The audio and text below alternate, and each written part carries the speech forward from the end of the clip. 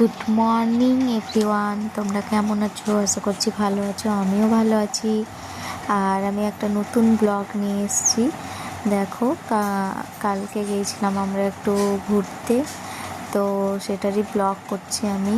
তো ঘুরতে গিয়ে মানে রবিবারে একটু সময় পাই ঘুরতে যাওয়ার, তাই ঘুরতে গিয়েছিলাম একটু। তো এখন আমরা যাচ্ছি একটু বাজার, মানে এই ছোটোখাটো একটু কেনাকাটা করতে আর কি। তো রাস্তাতে যেতে যেতে আমার ছেলে বলছে যে চলো একটু আমি জামা কিনবো তাই করছে। তাই আমরা গিয়েছিলাম একটু মলে। মলে দু একটা জিনিস কিনলাম। এখন তো যাওয়া আসা থাকবে, কারণ সামনেই পুজো।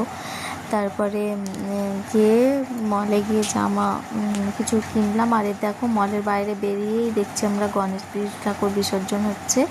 তো দেখো গণেশ ঠাকুরটাকে দেখো শুধু তোমরা, এত সুন্দর, এত কিউট যে আমি বলে বোঝাতে পারবো না। এত ভালো লাগছে সামনে থেকে, আমি ভিডিও না করে আর পারলাম না, এত সুন্দর লাগছে।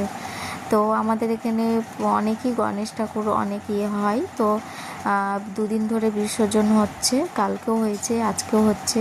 তো চলো, টাটা, বাই।